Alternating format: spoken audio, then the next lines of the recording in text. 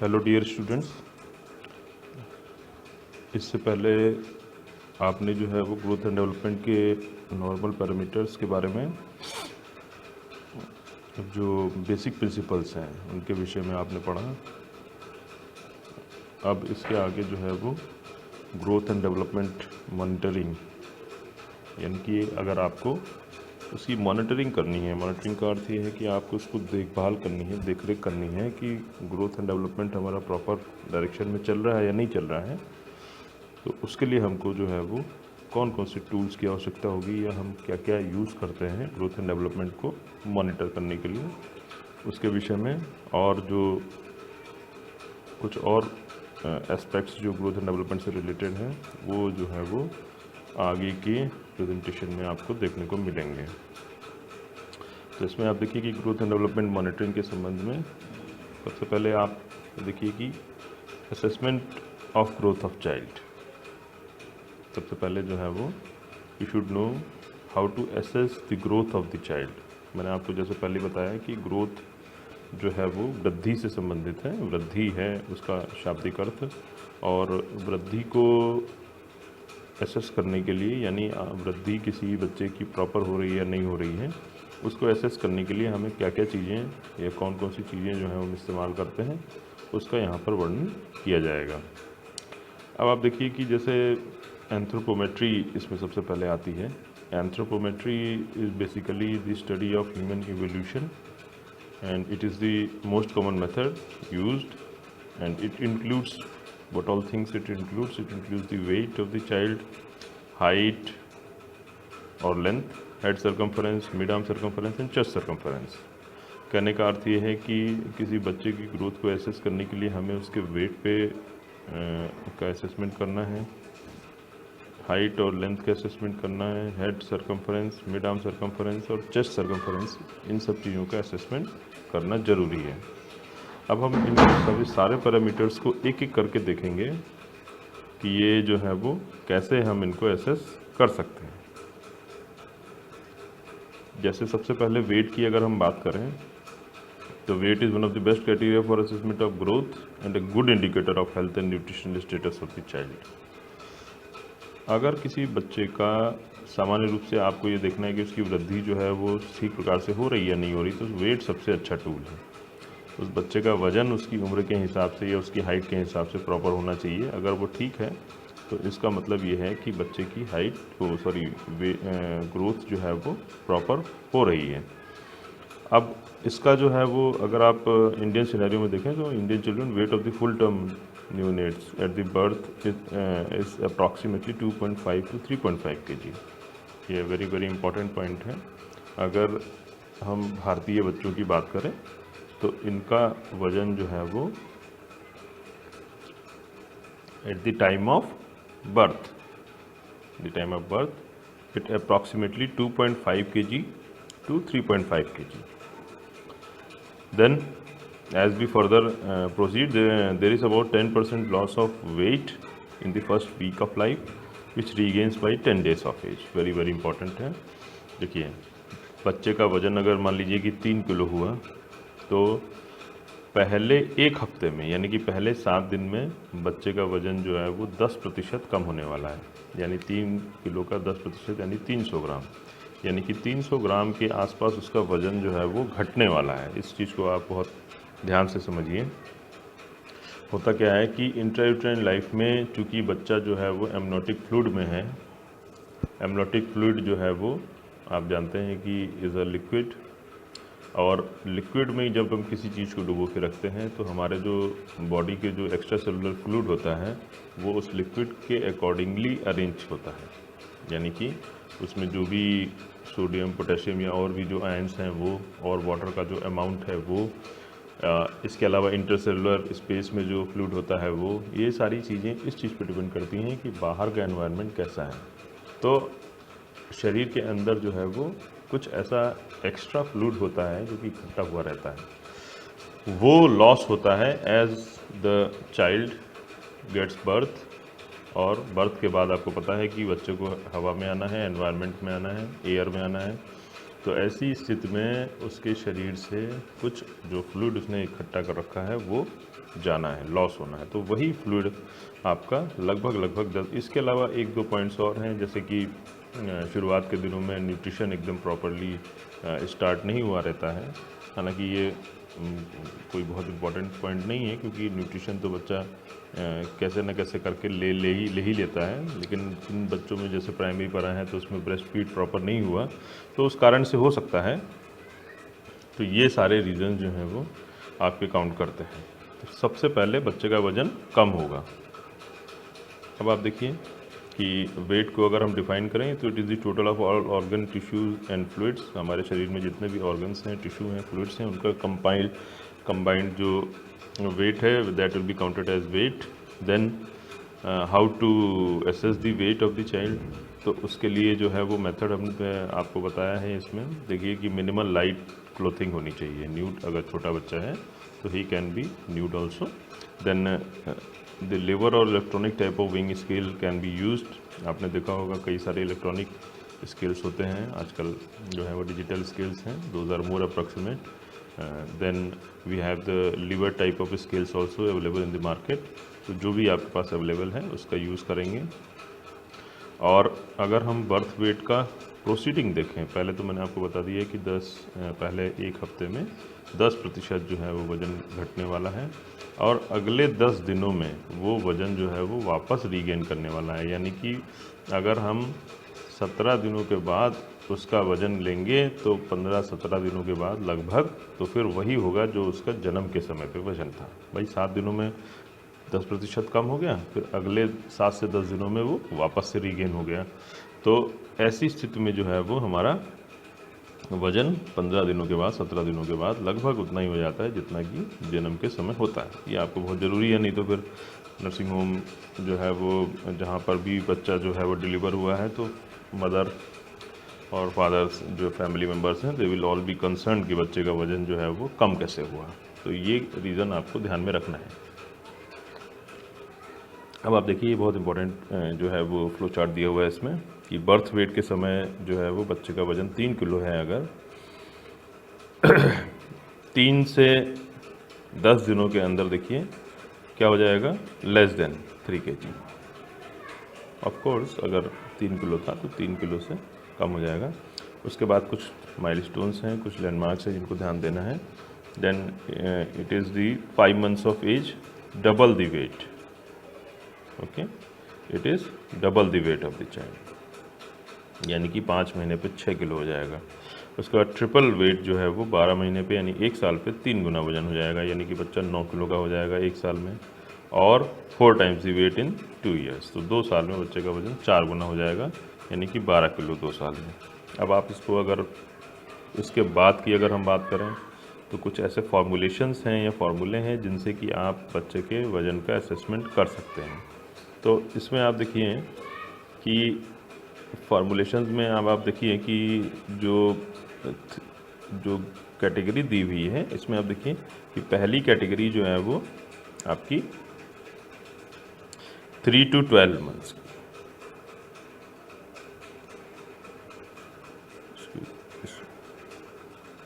3 to 12 months की जो है वो कैटेगरी दी हुई है यहाँ पर।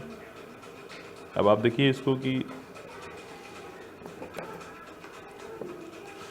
एज जो है वो, इसका फॉर्मूलेशन क्या है, age in months +9 divide by 2, ये फॉर्मूला है इसका। ये इसको आपको याद करना है ना। तो एज इन मंथ्स +9/2, ये केवल आप कहाँ पे लगाएंगे, ये केवल वहीं पे लगेगा जहाँ पर जो है वो बच्चा 3 महीने से लेकर के 12 महीने का है। ठीक है, इसको बहुत ध्यान से देखिए, आप समझिए इसको कि अगर बच्चे का एज जो है वो 5 महीना है तो 5 + 9/2 है ना। इस तरीके से जो है वो आप निकालेंगे लगभग 7 किलो है ना।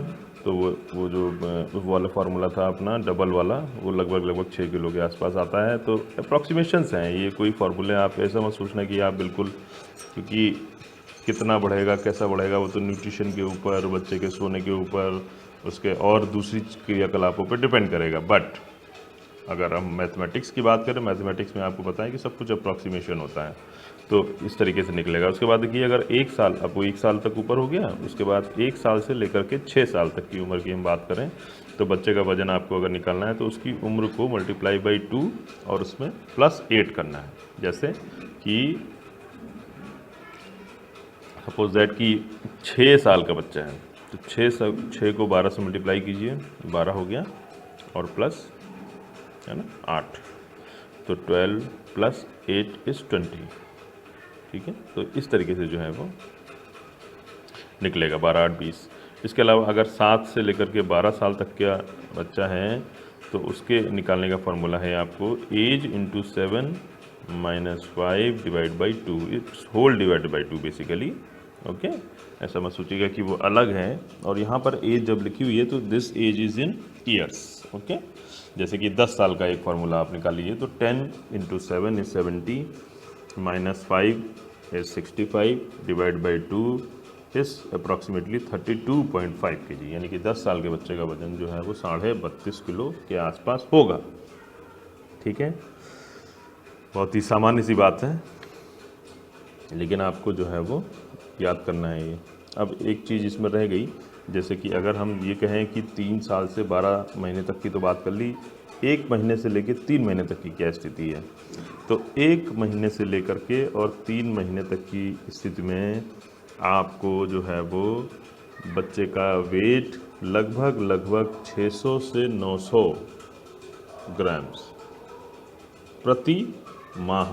ओके, या इसको आप और सिंपल तरीके से कहना चाहें 25 से 30 ग्राम प्रति दिन के हिसाब से बच्चे का वज़न बढ़ेगा पहले 3 से 12 महीने के बीच में। ठीक है, इसको आप ध्यान रखिए। तो उसको भी अगर आप कैलकुलेट करेंगे तो लगभग वही आएगा। तो ये आपको याद करने हैं basically. These are the formulas which you have to learn. For 3 to 12 months of age, age in months +9 divided by 2, then from 1 to 6 years of life, age in years multiplied by 2 + 8, then from 7 to 12 years of age, age into 7 - 5 divided by 2। Very important formulas. और ये जो आपका 5 months वाली बात थी, that you have to learn कि 5 महीने में बच्चे का वज़न जो है वो डबल हो जाता है, 2 साल में जो बच्चे का है वो 4 गुना हो जाता है। इसको आप ध्यान रखिए। देखिए ये एक वेइंग स्केल दिया हुआ है, स्लिंग है ये बेसिकली। इसको किसी पेड़ वगैरह पर लटका के और उसमें बच्चे को रख के और उसके बाद फिर बच्चे का वज़न लिया जाता है। बाकी आपने वेइंग स्केल हॉस्पिटल में देखा होगा या वैसे भी देखा होगा। इसके बाद आइए लेंथ और हाइट की बात कर लेते हैं। तो लेंथ और हाइट जो है वो लगभग एक जैसे टर्म लगते हैं, लेकिन ये एक जैसे नहीं है, दोनों का जो है वो ऑब्वियस डिफरेंस है। Basically length is the measurement when it is done in the horizontal plane. ठीक है, जब हम हॉरिजॉन्टली किसी चीज़ को नापते हैं तो वो लेंथ कहलाती है, उसी चीज़ को जब हम वर्टिकली नापते हैं तो वो हाइट कहलाती है। इसलिए है ऐसा यहाँ पर, क्योंकि आप जानते हैं कि बच्चा तो 1 साल के बाद ही खड़ा होगा, तो उससे पहले उसकी जो है वो लंबाई हमको कैसे लेनी, तो उसकी लंबाई लेने के लिए हमको उसको लिटा करके टेबल पे या बेड पे जहाँ भी वहाँ पर लिटा के लेनी पड़ेगी। तो इसलिए जो है वो हम उसकी लेंथ नापते हैं उसमें। तो आपको एक सिंपल सी चीज़ बता दूं कि 2 साल तक के बच्चों में हम लेंथ नापते हैं और 2 साल से ज़्यादा अगर बच्चे की एज है तो हम उसमें हाइट नापते हैं। तो यहाँ पर जो है हम दोनों चीज़ों को देखेंगे। तो increase in height indicates the skeletal growth. अब प्रश्न उठता है कि हाइट बढ़ क्यों रही है? Height is increasing due to the skeletal growth, है ना, बोन्स की ग्रोथ हो रही है, that's why it increases. Then yearly increment in height gradually diminished after birth to maturity। कहने का मतलब ये है कि प्रति वर्ष जो बढ़ने वाली हमारी लंबाई है वो धीरे धीरे कम होती जाती है। शुरू में बहुत ज़्यादा होती है और उसके बाद फिर जो है वो कम होती जाती है।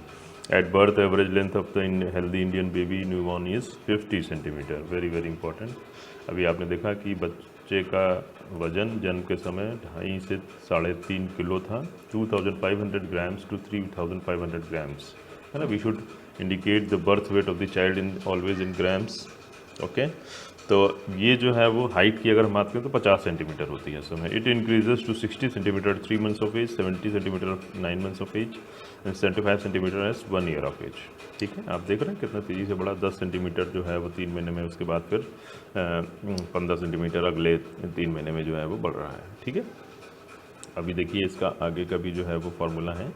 अब आप देखिए कि हाइट या लेंथ की अगर हम बात करें तो height is always we measure in the child which are of greater than 2 years of age. ये मैंने आपको पहले ही बता दिया कि यदि आपको किसी बच्चे की हाइट लेनी है तो हाइट लेने के लिए वो 2 साल से बड़ा होना चाहिए। अब आप देखिए कि हाइट में क्या है कि vertical distance between head and heel of the foot, सिर से लेकर के और पाँव तक की जो लंबाई है उसकी बात होती है, उसका मापन होता है। Measured in erect standing posture by stadiometer and formula is age in years multiplied by 6 + 77। ठीक है, थोड़ा इसकी लिमिटेशन है इस फार्मूले की, मैं आपको बता दूं कि ये केवल और केवल आप जो है वो 2 से लेकर के और 12 वर्ष तक के बच्चों में ही लगाएंगे। This formula is applicable only for children of age between 2 to 12 years of age. You should not apply this formula below the 2 years of age, and you should not apply this formula above the 2 years of age. You cannot apply this formula on a child of 18 years of age. Okay, this formula is limited only to 2 to 12 years of age. जैसे इसमें अगर आप बहुत ही simple तरीके से 4 साल के बच्चे की अगर आप हाइट की बात करें तो 6 into 4 is equal to 24, and when you plus that 77 in 24, then it will be according 101 approximately. Okay, तो आपने देखा कि 4 साल के बच्चे की हाइट कितनी होगी, लगभग 101 सेंटीमीटर, 100 सेंटीमीटर। अभी नीचे देख लेते हैं, उसको चेक कर लेते हैं। नीचे आप देख लीजिए जहाँ पे लिखा हुआ है कि एट बर्थ तो 50 सेंटीमीटर होती है, पहले साल में 75 सेंटीमीटर, 2 से 3 साल में 90 सेंटीमीटर और चौथे साल में 100 centimetre. Very very very important, it's a very important landmark. क्यों? क्योंकि देखिए आपकी एट बर्थ पे 50 सेंटीमीटर, 4 साल पे 100 centimetre. It means the height doubles itself in 4 years of age. It's very important. Then until puberty it increases at the rate of 5 centimeter per year. Puberty मतलब 16 साल 18 साल जो भी आप उसकी एज है मेल और फीमेल के according. Then we should how to measure the length in a child of less than 2 years of age. Measured in the lying down position, of course. बच्चा खड़ा नहीं हो सकता, उसको लिटा के लेना है आपको। और अब आप देखिए कि इसमें जो है वो टोटल लेंथ की अगर हम बात करेंगे तो it is divided into 2 parts basically, upper और लोअर। तो अपर की अगर हम बात करेंगे, अपर सेगमेंट की बात करेंगे अपन, तो ये हेड से लेकर के प्यूबिक सिम्फाइसिस तक जाता है। लोअर लेवल की बात करेंगे, लोअर सेगमेंट की बात करेंगे तो that is from pubic symphysis to the toe. ठीक है, लेकिन हम इसको एक ही स्लॉट में मेजर करते हैं बेसिकली, इतना ज़रूरी नहीं होता है। और ये जो फार्मूला लिखा हुआ है upper upon lower is equal to 1:7 at the time of birth, मतलब अपर सेगमेंट और लोअर सेगमेंट की अगर हम बात करेंगे तो 1:7 का रेशियो होता है, जो कि 1:1 का रेशियो हो जाता है। यानी कि आपका जो ऊपरी भाग है और जो नीचे के भाग हैं वो दोनों बराबर हो जाते हैं, कायदे से बराबर होना चाहिए इनको, वो 7 साल में होता है। ठीक है, तो ये जो भाई जब ग्रोथ होगी तो ऐसा तो है नहीं कि मतलब एक्चुअली क्या है कि अपर सेगमेंट और लोअर सेगमेंट की ग्रोथ डिसप्रोपोर्शनेट है, दोनों अलग अलग तरीके से ग्रो कर रहे हैं। इसीलिए आप देख रहे हैं कि लोअर सेगमेंट, ऐसा नहीं कि लोअर सेगमेंट की ग्रोथ रुक गई है वहाँ पर, बेसिकली अपर सेगमेंट बहुत तेज़ी से ग्रो करता है, तो इसलिए 1:1 का रेशियो जो है वो 7 साल पे हमारा प्राप्त हो जाता है। अब आप एक कंडीशन इमेजिन कीजिए जिसमें जो है वो अपर सेगमेंट जो है वो प्रॉपरली ग्रो नहीं किया, तो ऐसी कंडीशन में क्या हो जाएगा कि that will B a case of chronic malnutrition. उसमें क्रॉनिक मालन्यूट्रिशन में आपका अपर सेगमेंट इतना तेज़ी से ग्रो नहीं करता है, तो इसीलिए जो 1:1 का जो रेशियो है वो 7 साल पे भी नहीं आता है। तो ऐसे बच्चों का आपको upper segment to lower segment जो है वो डिस्प्रपोर्शनेट दिखेगा 7 साल के बाद भी, जबकि वो हो जाना चाहिए कायदे से 7 साल पे कंप्लीट। ठीक है, तो ये आप समझ रहे हैं, ये 2 पॉइंट्स थे जो कि एक ही में आ गए हैं बेसिकली, ये है ना, ये थोड़ा अलग पॉइंट था लेकिन उसी में आ गया, तो इसलिए मैंने आपको बता दिया यहीं पे। अब आप इस टेबल को भी देख लें, बर्थ के टाइम पे 50 सेंटीमीटर है, 1 साल पे बच्चे की जो एज है वो 75 सेंटीमीटर है, 2 से 3 साल पे 90 सेंटीमीटर है, 4 साल पे 100 सेंटीमीटर है। या आपको बाय हार्ट करने हैं, you have to learn all these milestones, because if you will not learn all these milestones then it will, जैसे कि एकदम से जो है वो कोई पूछेगा आपसे कि 3 साल के बच्चे की हाइट बताइए, तो आपको जो है वो रटा हुआ होना चाहिए कि 90 सेंटीमीटर है, 4 साल के बच्चे की हाइट 100 सेंटीमीटर है। ठीक है, तो यू शुड ऑलवेज। अच्छा, दूसरी ऊपर जो है वो एक टर्म आया था which I skipped, basically measured in the standing posture by stadiometer. तो स्टैडियोमीटर इज़ बेसिकली इंस्ट्रूमेंट, आपने देखा होगा मिलिट्री में कभी जो है वो भर्ती वगैरह होती है तो उनके पास एक इंस्ट्रूमेंट होता है जिसमें कि पीछे रॉड लगी हुई होती है और एक स्लिंग लगी होती है, उसमें स्लाइडर होता है, ऊपर नीचे कर सकते हैं उसको। तो उसके नीचे जब खड़े होते हैं तो फिर उसको स्लाइड करके नीचे की तरफ जो है वो ले आते हैं, तो स्टैडियोमीटर होता है, उसी को स्टैडियोमीटर कहते हैं बेसिकली।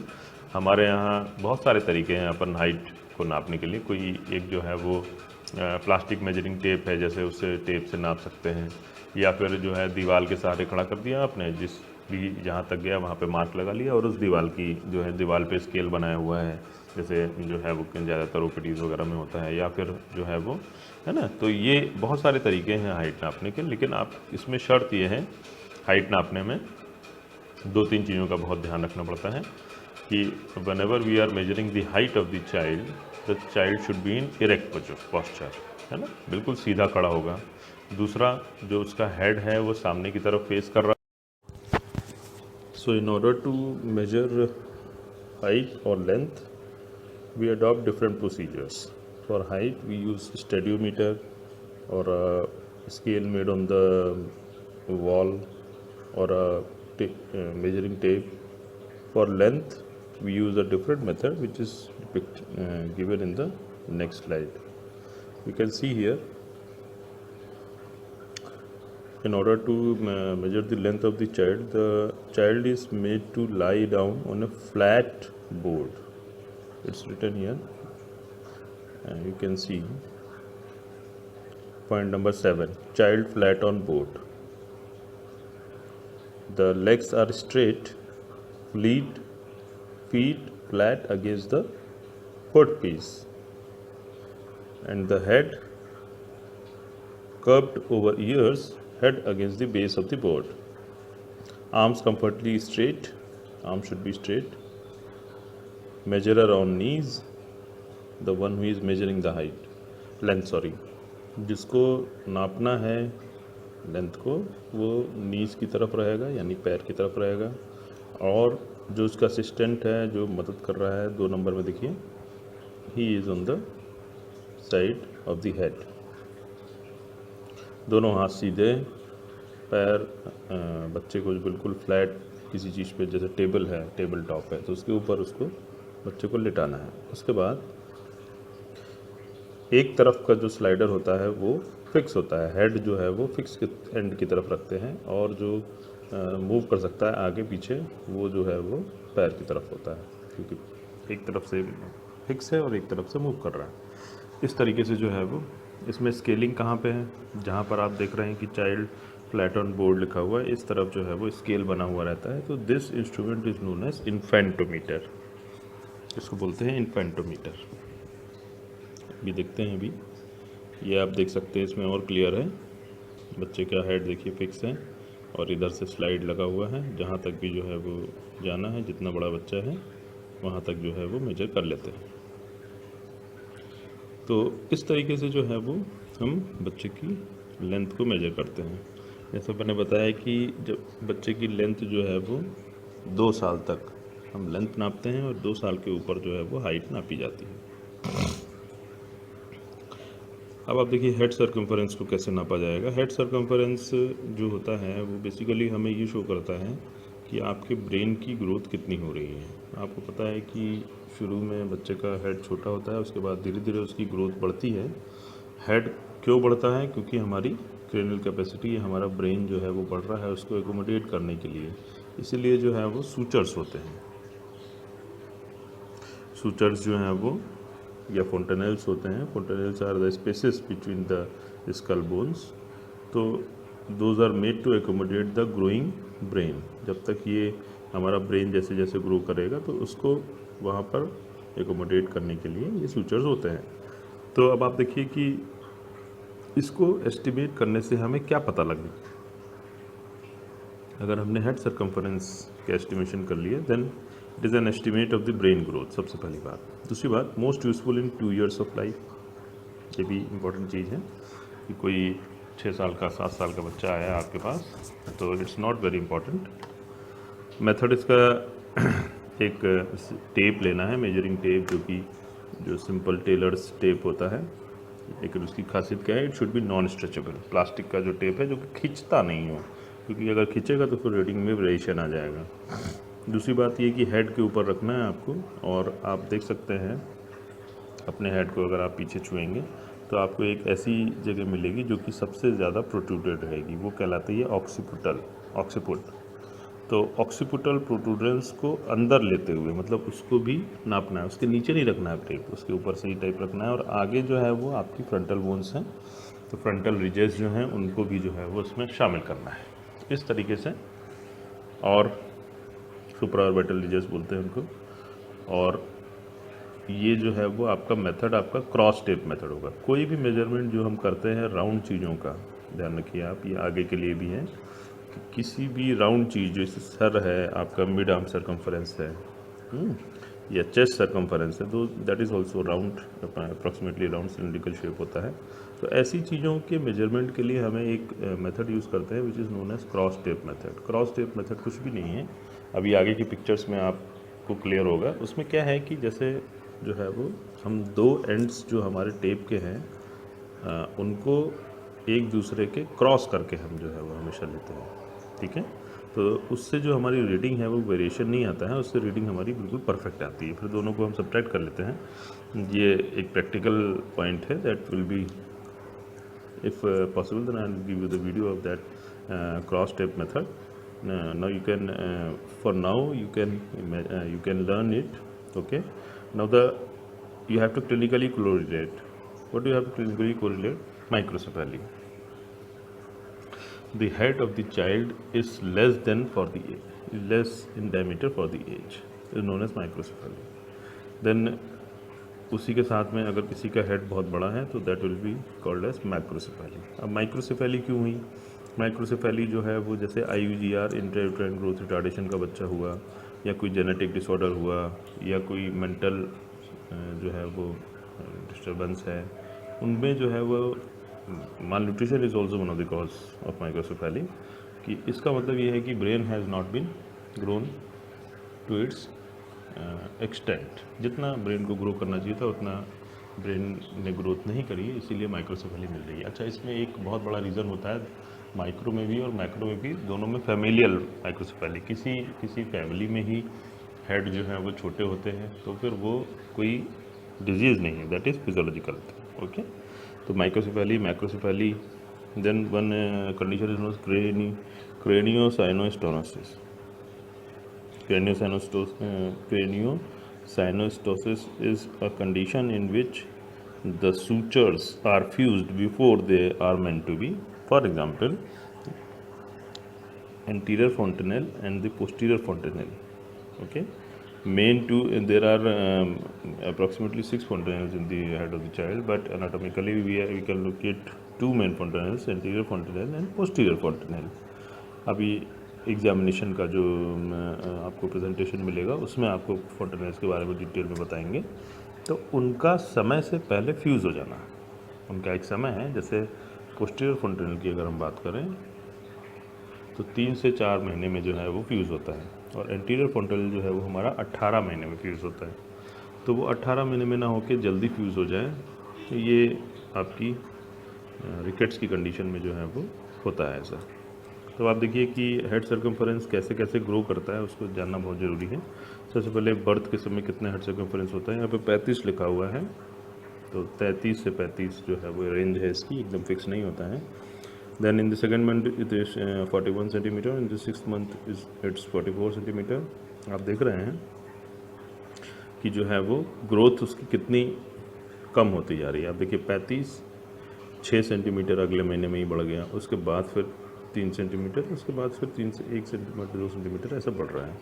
तो ये जो ब्रेन ग्रोथ होती है बेसिकली, इससे ये अंदाज़ा आपको लगाना चाहिए कि शुरुआत में बहुत तेज़ी से ब्रेन ग्रोथ होती है, उसके बाद फिर एक पर्टिकुलर एज पे आकर के वो स्टॉप हो जाती है। तो और 49 centimetre at the age of 2 years. आप याद करने के लिए 50 सेंटीमीटर याद कर सकते हैं, 49-50 सेंटीमीटर होता है लगभग ये। तो इसका मतलब ये है कि जो बच्चे के ब्रेन की जो ग्रोथ है वो 2 साल तक पूरी कंप्लीट हो जाने वाली है। 80 से 90% जो भी ग्रोथ होनी है वो 2 साल तक हो जाती है। That is the reason the nutrition has a very very important role to play in the first 2 years of life. अगर उस समय बच्चे को प्रॉपर न्यूट्रिशन नहीं मिला तो फिर वो हमेशा के लिए उसकी ब्रेन ग्रोथ जो है वो हैम्पर होने वाली है। ब्रेन ग्रोथ बहुत ही रेयर कंडीशन में कम होती है, यानी जो अगर किसी का हेड सर्कम्फरेंस जो है वो कम आ रहा है तो फिर वो that means it's a case of very very chronic mall nutrition.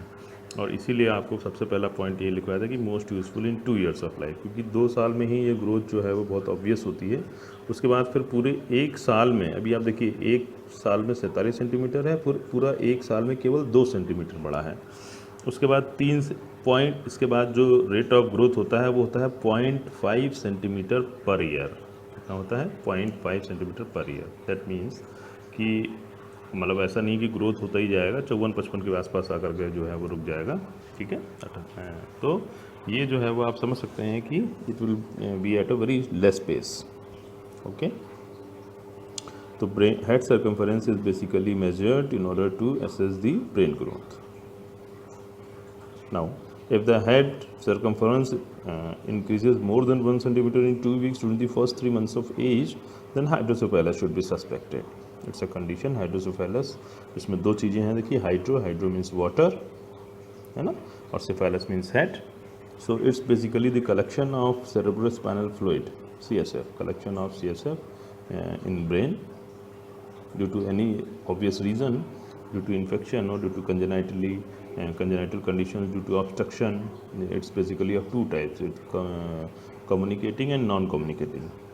तो हाइड्रोसेफेलस एक अलग से डिजीज़ है। कभी आपने देखा हो कि छोटे बच्चों का सर बहुत बड़ा सा हो जाता है, तो वो कंडीशन होती है हाइड्रोसेफेलस। उसमें जो है वो बच्चों में, आप गूगल कर सकते हैं इसको, एक किताब में देख सकते हैं कि अभी पढ़ने वाली चीज़ नहीं है। अभी आप इनिशियली पीडियाट्रिक्स में आए हुए हैं, तो इसलिए आपको केवल इतना जानना जरूरी है कि CSF का कलेक्शन हो जाता है मेनिंजस में, that is known as hydrocephalus. तो इसको हम कब सस्पेक्ट करेंगे? मतलब कम होना ग्रोथ तो मैंने आपको बता दिया, लेकिन कहीं ऐसा तो नहीं है कि हेड बहुत बड़ा ही होता जा रहा है बॉडी के कंपैरिजन में बच्चे की, तो दैट इज़ ऑल्सो पैथोलॉजिकल। उसमें जो सबसे कॉमन डिजीज़ है दैट इज़ हाइड्रोसेफेलस, और ये एक जो है वो सर्जिकल कंडीशन है, सर्जरी से ही ठीक होती है ये, इसकी कोई दवाई नहीं होती, ओके। तो when should we suspect the hydrocephalus? When the head circumference increases more than 1 centimeter in 2 weeks during the first 3 months of age। पहले 3 महीने की जो उम्र है बच्चे की, उसमें अगर लगातार 2 हफ्तों में 1 सेंटीमीटर से ज़्यादा की वृद्धि हो रही है, पहले जो 3 महीने हैं उसमें लगातार 2 हफ्तों में 1 सेंटीमीटर से ज़्यादा की शिर परिधि में वृद्धि हो रही है, तो then that will be known as, then that will be can be a case of hydrocephalus. Then this is the method by which you have to measure the head circumference, okay। You can see what I was saying about the cross tape method। इसमें भी जो है वो थोड़ा सा cross किया हुआ है, भी और आगे की स्लाइड्स में और क्लियर होगा। अब आप इसमें देखिए कि जो है वो ऑक्सीपुट, ये जो मैंने अभी पॉइंट लगाया, this is the point where the occiput lies, okay.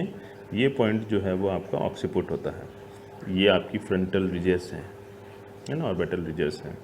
इनको जो है वो दोनों को इंक्लूड करके हेड सर्कम्फरेंस का मेजरमेंट किया जाता है।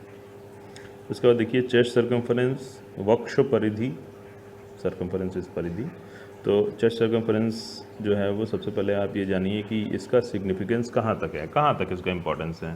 तो it is clinically important in the 5th year of life, up to the 5th year of life. 5 साल से ऊपर इसका ज़्यादा सिग्निफिकेंस नहीं है। इसको नापने के लिए measured at the level of nipples made away between expiration and inspiration by cross tape method.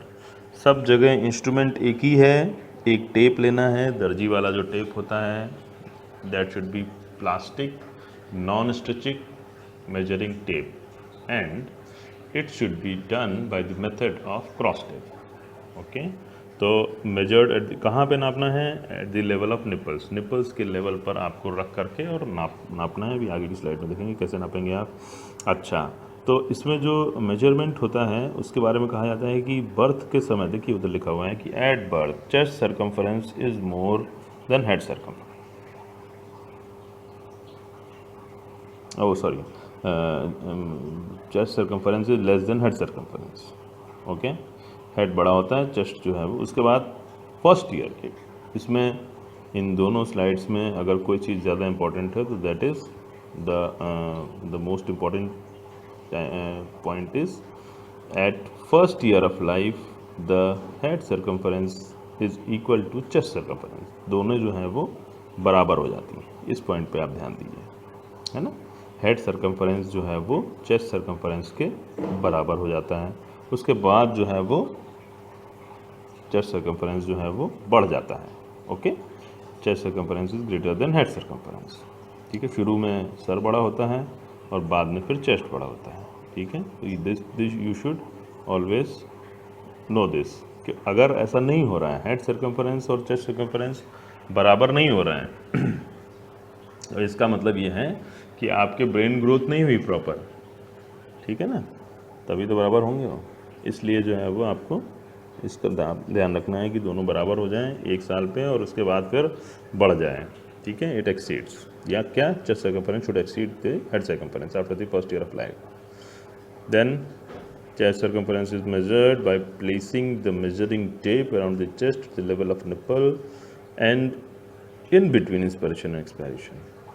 कोशिश ये करनी चाहिए कि जब बच्चा सांस ले रहा हो तो सांस लेने और छोड़ने के बीच में एक कंडीशन होती है, वो उस समय आप उसको मेजर करें। हालांकि इतना ले पाना बहुत पॉसिबल नहीं होता है, लेकिन फिर भी clinically you should no this is the method at the level of nipples.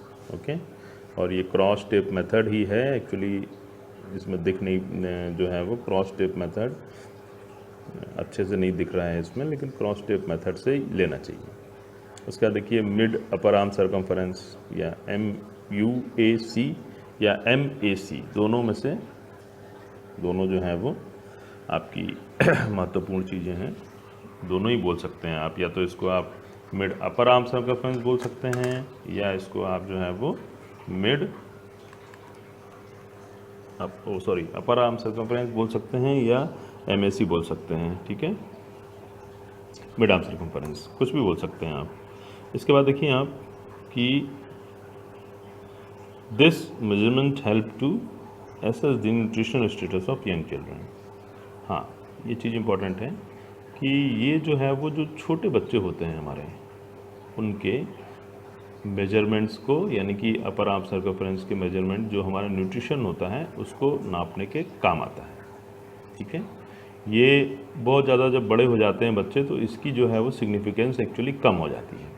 ठीक है, तो it is use to help the assess the nutritional status of young children. अब आप देखिए कि यहाँ पर जो है वो एक पिक्चर लगा हुआ है।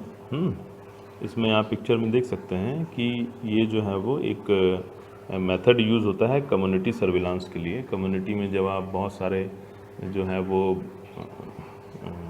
मतलब आप जैसे मान लीजिए कि 1000 बच्चों का आप सर्वे करने जाएं तो वहाँ 1000 बच्चों का सर्वे करने में आपको बहुत सारा समय लगने वाला है। तो ऐसी स्थिति में आपको कुछ ऐसा एक मेथड होना चाहिए आपके पास जो कि बहुत कन्वीनियंट हो। तो ये एक टेप, बहुत सारे जो है वो इसमें मेथड्स यूज़ किए जाते रहे हैं, जिसमें कि एक बेंगल मेथड होता है। बेंगल मेथड में एक जो है वो निर्धारित डायमीटर की एक चूड़ी, बेंगल मतलब चूड़ी होती है, तो वो चूड़ी बच्चे को पहनाई जाती है। अब जाहिर सी बात है कि अगर उस डायमीटर से कम डायमीटर होगा बच्चे का, समझ रहे हैं आप, अगर उस डायमीटर से कम डायमीटर होगा बच्चे के मिड आर्म का, तो फिर वो ऊपर की तरफ चली जाएगी, ठीक है। और अगर ज़्यादा होगा तो फिर वो ऊपर नहीं जा पाएगी, ठीक है। तो ये जो है वो आपको एक बहुत ही सिंपल सा उसकी जो है वो मेथड है, और उसमें जो बैंगल होती है, जो यानी चूड़ी होती है, उसका 4 सेंटीमीटर डायमीटर होता है। कितना होता है? 4 सेंटीमीटर। तो एक बैंगल लेते हैं, उसको जो है वो 4 सेंटीमीटर की डायमीटर की उसको पहनाते जाते हैं, और जल्दी जल्दी जो है वो सर्विलांस या स्क्रीनिंग हम करते जाते हैं फील्ड स्टडीज़ के लिए, लेकिन बहुत ज़्यादा रिलायबल नहीं है वो। इसके अलावा एक जो है वो शकीर स्टेप आता है, उसमें जो है लगभग जैसा ये पिक्चर में आप देख रहे हैं, एक रेड है, एक येलो है, एक ग्रीन है। तो इसमें क्या रहता है कि हम जो है वो बच्चे के उसमें हमको बहुत ज़्यादा उसमें मेजरमेंट में बहुत ज़्यादा देरी नहीं होती है। उसमें 3 स्ट्रिप्स होती हैं, येलो, ग्रीन और रेड की, ठीक है। तो ग्रीन पे आता है तो हम ये मान लेते हैं कि चाइल्ड इज़ बेटर, मतलब कि उसमें जो है वो नरिशमेंट की कोई प्रॉब्लम, माल न्यूट्रिशन की प्रॉब्लम नहीं है। अगर येलो की तरफ आता है तो बॉर्डर लाइन पे मानते हैं, और रेड की तरफ आता है तो हम ये मान लेते हैं कि वो माल नरिश्ड है, ठीक है। अच्छा, इसमें जो है वो अब आपको नॉर्मल रेंज का भी पता होना चाहिए कि, है ना, कि कैसे जो है वो कितना होता है। तो वो उसके लिए ये दिया हुआ है। देखो, तो एट बर्थ जो है ये 11 से 12 सेंटीमीटर के बीच में होता है। 1 साल पे ये 12 से 16 सेंटीमीटर। अब आप इसको ध्यान दीजिए, तो 1 साल से लेकर के और 5 साल के बीच में ये 12 से लेकर और 17 सेंटीमीटर के बीच में होता है। देख लीजिए आप, ठीक है। 12 से लेकर के 17 सेंटीमीटर के बीच में जो है वो ये मेजरमेंट इसका होता है। अगर इसके बीच में आ रहा है ये तो ये ठीक है, अगर इससे नीचे आ रहा है तो फिर वो माल न्यूट्रिशन का शिकार है बच्चा। उसके बाद 12 ईयर्स 17 से 18 के बीच में होता है, 15 साल पे 20 से 21 है। इतना ऊपर जाने की ज़रूरत नहीं होती है, मतलब इतनी अपर एज लिमिट तक जाने की ज़रूरत नहीं है अपने को जो है वो 1 to 5 ईयर्स तक ही जो है वो इसका इम्पोर्टेंस होता है ज़्यादा। उसके बाद इसका कोई इम्पोर्टेंस नहीं होता है। इसमें आपको एक चीज़ का ध्यान रखना है कि एक वैल्यू आपको याद रखनी है हमेशा, वो है 12.5 centimetre. If the MAC of any child is less than 12.5 centimetre up to the 5 years of age, 5 साल तक के बच्चों की मैं बात कर रहा हूँ, then it is considered as malnourished, okay. तो उसको हम माल नरिश्ड कंसिडर करेंगे, ये कहलाता है। तो ये जो सारी चीज़ें हैं आपको ये पता होनी चाहिए कि मैं जो है वो MAC के बारे में। अब एक प्रश्न ये उठता है कि आपने कह दिया कि मिड आर्म, ओके। तो अब मिड आर्म की क्या परिभाषा है? तो हम ये जानते हैं कि हमें सरफेस एनाटॉमी थोड़ी सी पता होनी चाहिए इसके बारे में। देखिए, नीचे जो है वो एक ओलेंक्रोन प्रोसेस है आपका, है ना, और ऊपर आपका स्कैपुला में एक्रोमियन प्रोसेस है। अगर आपको एनाटॉमी याद हो तो एक नीचे की जो हमारी सरफेस एनाटॉमी है वो कहाँ है ना, जो है एलेंक्रोन प्रोसेस में, और ऊपर जो है वो आपको दोनों आप फील कर सकते हैं एक्रोमियन प्रोसेस। तो इन दोनों के बीच की जो जगह होती है वहाँ पर हमको नापना होता है। किस जगह नापना है, मतलब मैं उसके आपको अंदाज़ा दे रहा हूँ। जो आपने देखा यहाँ पे कि ये नापा जा रहा है, तो ये किस जगह नापा जा रहा है? तो this is between olecranon and is acromion process, okay. Then method is same, you have to use the cross tape method। लपेटा अपने टेप को और एक दूसरे को क्रॉस किया, और उसके द्वारा जो है वो हमको नापना है, ओके। देन फोंटेनेल क्लोजर, ये अभी मैं थोड़ा देर पहले अभी आपको बता रहा था कि at birth anterior and posterior fontanelle are usually present, मतलब और भी फोंटेनेल्स होते हैं लेकिन यही सबसे प्रोमिनेंट फोंटेनेल्स हैं। Posterior fontanelle closes early few weeks, 6 to 8 weeks, 1 से 1.5 महीने में जो है वो, 1.5 से 2 महीना कहें तो भी कोई गलत नहीं होगा। और फोंटेनेल जो होते हैं वो मैंने आपको बताया कि ये जगह होते हैं बेसिकली हमारी स्कल बोन्स में, ऐसी जगह होती हैं जो कि बाद में भरने वाली हैं, खाली होती हैं। ये इसलिए होती हैं कि ब्रेन जैसे जैसे ग्रो करेगा तो वो उसके अंदर एकोमोडेट हो जाए। The anterior fontanelle nerve be closes by 12 to 18 months of age, 18 महीने की उम्र आप याद रखिए। Early closure of fontanelle indicates craniostenosis, अभी पीछे बताया था, due to premature closure of skull sutures. ये मैंने आपको अभी पीछे एक्सप्लेन कर दिया था, ये वापस से इस स्लाइड में आ गए हैं। उसके बाद देखिए आप, ये जो आप देख रहे हैं ये आपको जो दिख रहा है, जस्ट कॉन्सेंट्रेट ऑन द, ये है ना, ये जो दिख रहा है आपको, दिस इज़ बेसिकली, आपको थोड़ा सा जैसे डायमंड शेप दिख रहा होगा, दिस इज़ एंटीरियर फोंटेनेल, इसको बोलते हैं एंटीरियर फोंटेनेल। और ये ब्रैग्मा भी कहलाता है। क्या कहलाता है? Bregma. Okay, anterior fontanelle bregma. Ayurveda में कहलाता है ये ब्रह्मरंध्र। थोड़ा सा पल्सेशन इसमें होता रहता है। बच्चा जो न्यूबॉर्न बेबी होता है उसमें आप देखेंगे सर के ऊपर थोड़ी सी जगह होती है, वही होता है ये तालू जिसको बोलते हैं बहुत सारे लोग। ये जो है वो हमारा बहुत क्लिनिकल सिग्निफिकेंस की चीज़ है। इसको जब हम न्यूनेटल एग्जामिनेशन आपको पढ़ाएंगे तो आपको उसमें बताएंगे इसका क्लिनिकल सिग्निफिकेंस क्या है। तो अभी फ़िलहाल आप ये जानिए कि 18 महीने में इसको क्लोज़ होना चाहिए। अगर ये क्लोज़ जल्दी हो जा रहा है तो भी प्रॉब्लम है। डिलेड क्लोज़र होता है जब आपको कैल्शियम की डेफिशिएंसी वगैरह होती है, उसमें डिलेड क्लोज़र होता है। तो आप देखिए, eruption of teeth is also one of the point which shows the growth of the child. तो there is variation for the time of eruption of teeth. Of course सभी में वेरिएशन है, किसी के जल्दी निकल रहे हैं, किसी के बाद में निकल रहे हैं, लेकिन first teeth commonly the lower central incisor, very very important, you should always remember that the first tooth to erupt is lower central incisor, LIC। मैं इसको याद करने के लिए बोलता हूँ, you should always remember it, lower incisor central। Okay, LIC सबको याद रहता है, तो LCI या LIC। और may appear in the age of 6 to 7 months of age, then it can be delayed even up to 15 months, which also can be considered within the normal age of time for teething। देखिए क्या है कि इसमें बहुत बड़ा variation होता है, genetic predominance होता है, एनवायरनमेंट होता है, न्यूट्रिशन होता है, देयर आर मल्टी फैक्टर्स। लेकिन फिर भी एक नॉर्मल जो बच्चा है तो उसका 6वें 7वें महीने में जो है वो ये दांत, आयुर्वेद में 8वें माह से दांत शुरू होते हैं। प्रशस्त दंत की बात करी गई है आयुर्वेद में, तो उन्होंने बोला है कि 8वें माह से जो है वो प्रशस्त दंत निकलते हैं। तो यहाँ पर कम से कम जो है वो 6वें 7वें महीने में जो है वो दांत निकलने की बात की गई। 15 महीने तक डिले भी हो जाए तो कोई बहुत बड़ी बात नहीं है। Dentition is not dependable parameter for assessment of growth, इसीलिए क्योंकि कहीं तो 6वें 7वें 8वें में निकल आ रहे हैं, कहीं 10 महीने लग रहे हैं, कहीं 1 साल में निकल, पहले दांत को इरप्शन की बात हो रही है। Then also we should remember the eruption of different tooth। So you should see that we have 2 types of tooth, then temporary tooth and permanent tooth। 6 से 12 महीने में इंसीजर्स सेंट्रल और लेटरल जो है वो निकल आते हैं। 12 से 15 महीने में पहला मोलर, फर्स्ट मोलर है ना, स्पेलिंग गलत है उसमें। Then 15 to 24 months canines, then 24 to 30 months secondary molar. Then permanent teething की अगर हम बात करें तो 6 to 7 ईयर्स में फर्स्ट परमानेंट।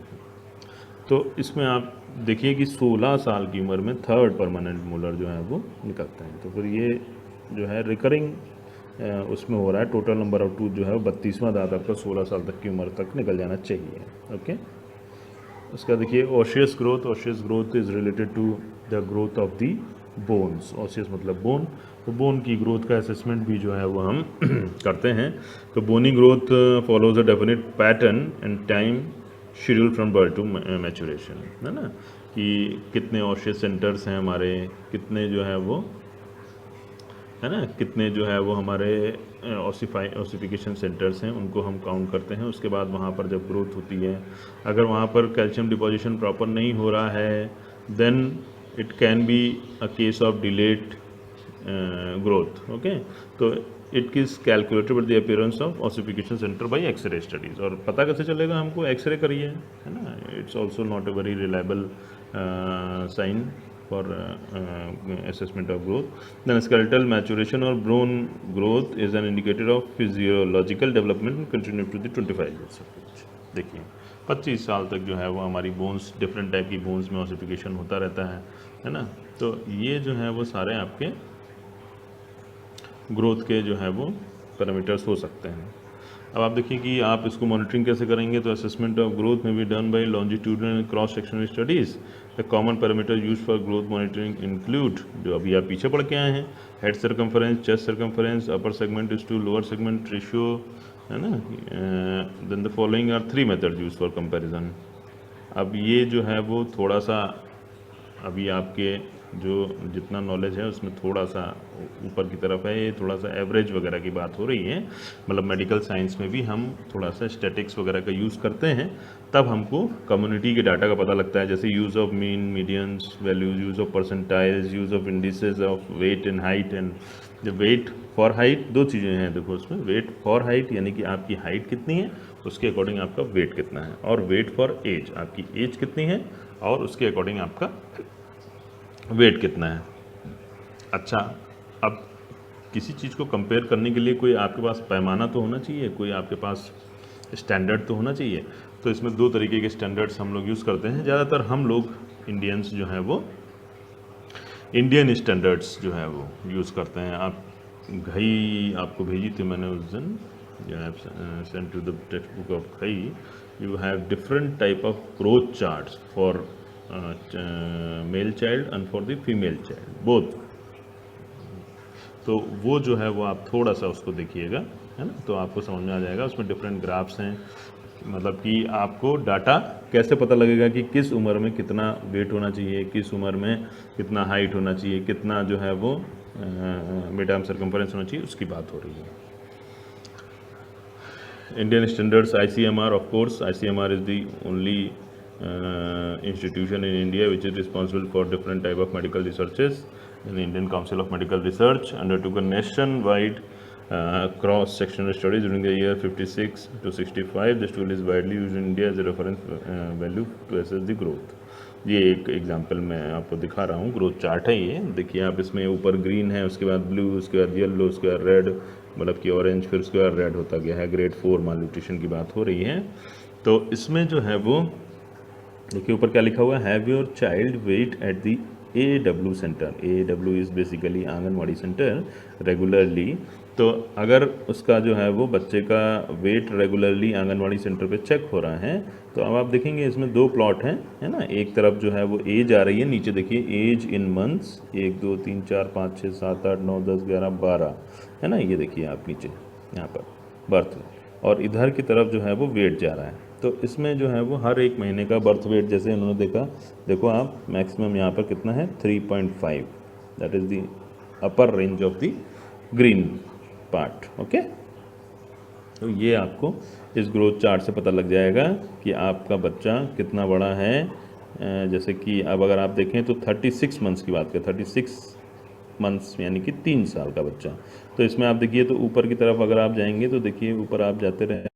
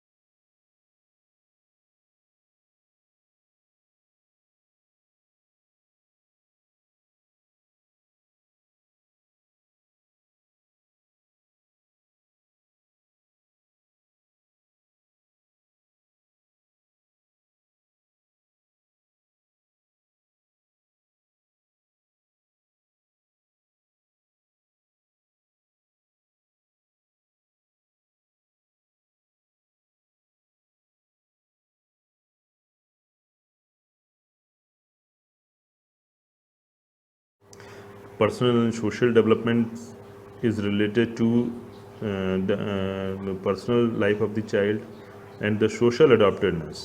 सोशली जो है वो कैसे बिहेव कर रहा है चाइल्ड, वो इससे रिलेटेड है. देन लैंग्वेज माइलस्टोन्स हैं, उनको भी आपको देखना है.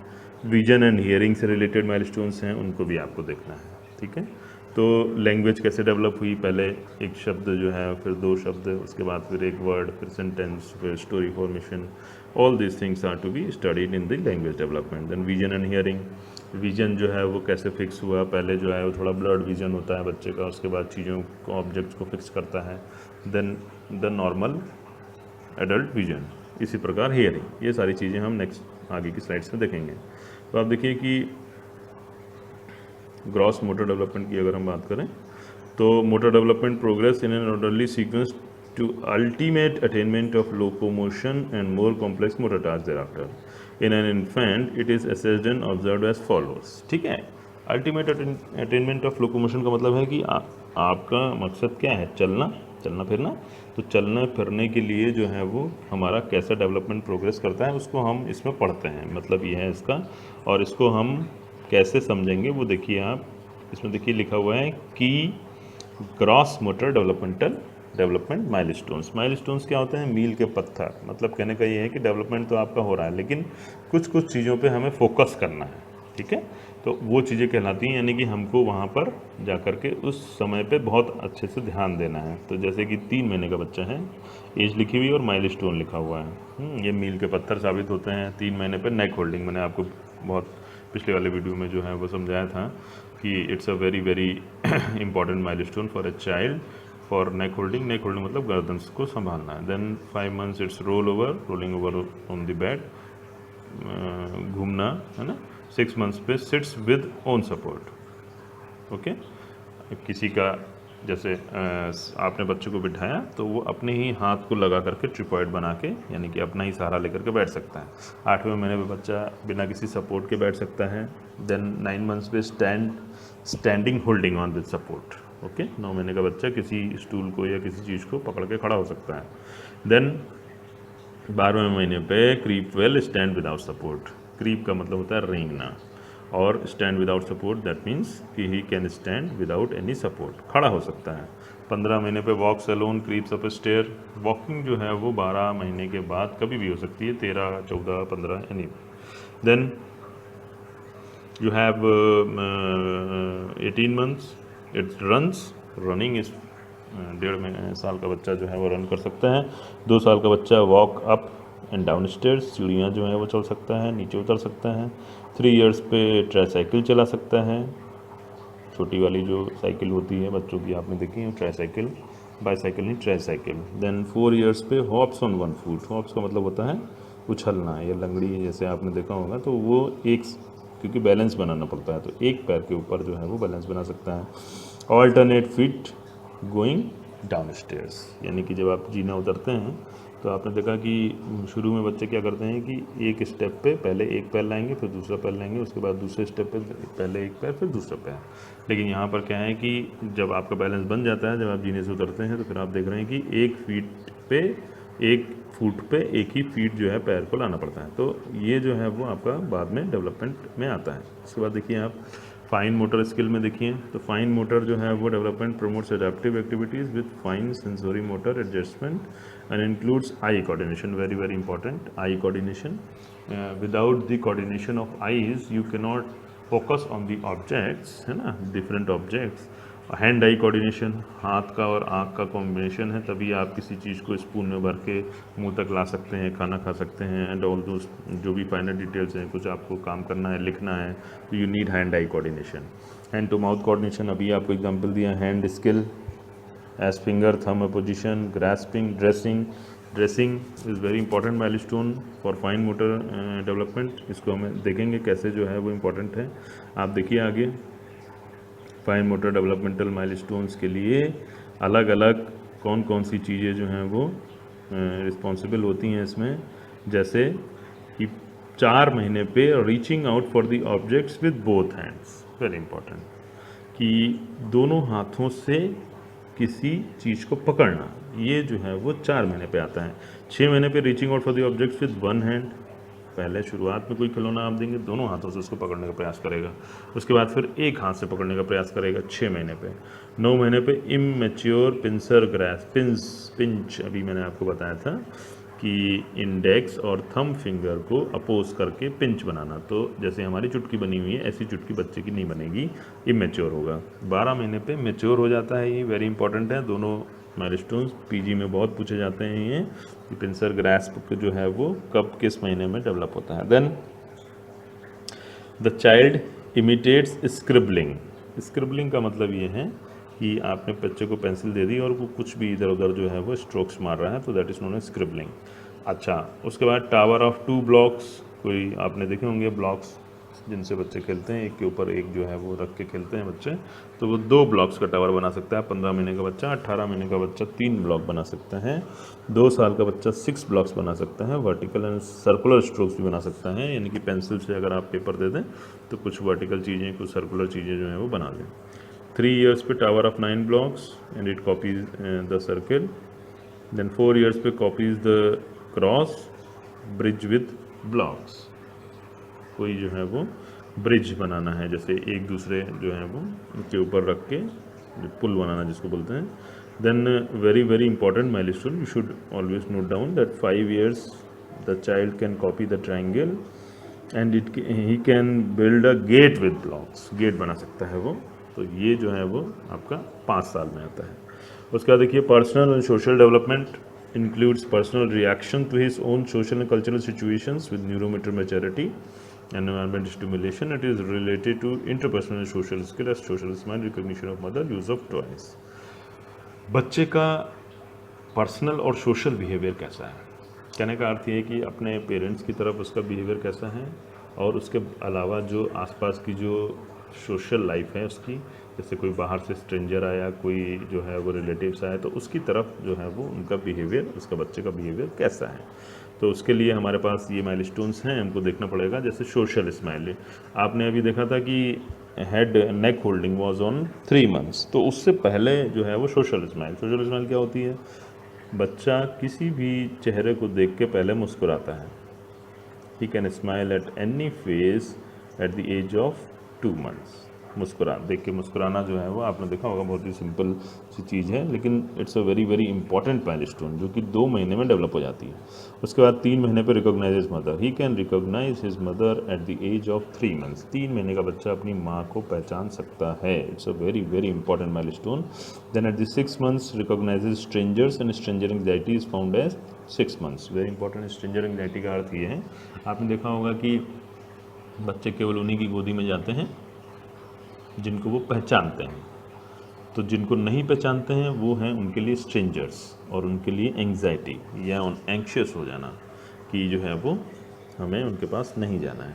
Then at the age of 9 months they can wave bye bye. That means bye bye करना जो है वो 9 महीने पे बच्चा सीख जाता है। Very very important milestone.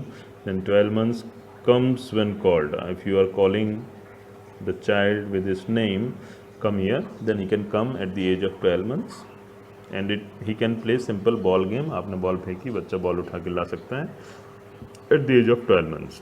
then jargon at the age of 15 months। jargon is very important।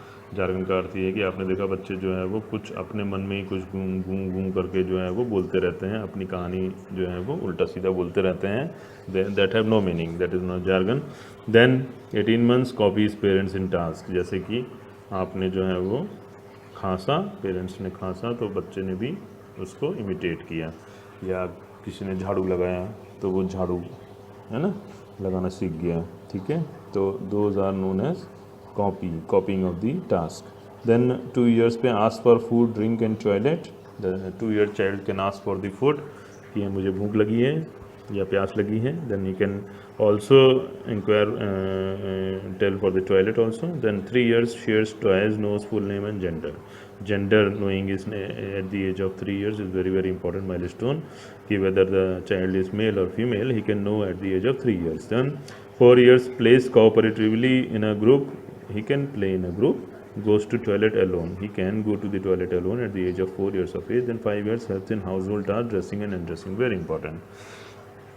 dressing of the clothes and undressing, दोनों में से जो है वो कपड़े पहनने में और कपड़े निकालने में, दोनों में से ज़्यादा स्किल किसके लिए चाहिए? ड्रेसिंग के लिए। कपड़े पहनने में ज़्यादा आपको एफर्ट लगता है, निकालने के लिए अब बच्चे को आपने जो है वो कैप पहना दी, he can just take it off, वो खींच करके जो है वो कैप अपने निकाल सकता है, या मोजे पहना दिए आपने, खींच के मोजे निकाल दिए, तो वो सब जो है वो बहुत आसान है, ये पहले सीख लेते हैं बच्चे। तो and dressing is learn first as compare to dressing, okay, you should always remember it. Then language development, language के विषय में बात कर लेते हैं कि क्या क्या लैंग्वेज के विषय में माइलस्टोन है। तो सबसे पहले 1 मंथ पे देखिए अलर्ट्स टू साउंड, क्योंकि जब तक साउंड का परसेप्शन नहीं होगा, साउंड वो सुनेगा नहीं या शब्दों को सुनेगा नहीं, तो लैंग्वेज फॉर्मेशन नहीं होगा। तो अगर किसी बच्चे में हियरिंग की कोई प्रॉब्लम है तो फिर उसका डिलेड स्पीच भी डिले होने वाली है। तो साउंड की तरफ कम से कम पहले साउंड को पहचाने कि कहीं से साउंड आ रही है, तो 1 month of age. Then 3 months पे coos, musical vowel sound, cooing एक पर्टिकुलर म्यूजिकल साउंड होती है जो बच्चे निकालते हैं, 3 महीने के बच्चे। देन 4 मंथ्स पे लाफ साउंड, हंसना, देखा होगा आपने। 6 मंथ्स पे जो है वो मोनोसिलेबल, बा पा दा, है ना। देन 9 मंथ्स पे बाई सिलेबल्स, इसी में मामा बाबा दादा ये साउंड्स। 12 महीने पे 1 से 2 words with meaning, very very important. 12 महीने यानी कि 1 साल का बच्चे के पास 1 से 2 वर्ड्स अपने होने चाहिए विद मीनिंग, है ना। पानी, है ना, then this should be with meaning. Then 18 months 8 to 10 words vocabulary, 8 से 10 शब्द जो हैं वो उसके पास होते हैं उसकी डिक्शनरी में। 2 साल के बच्चे में 2 to 3 word sentences, uses pronouns I me you, he can use the pronounce.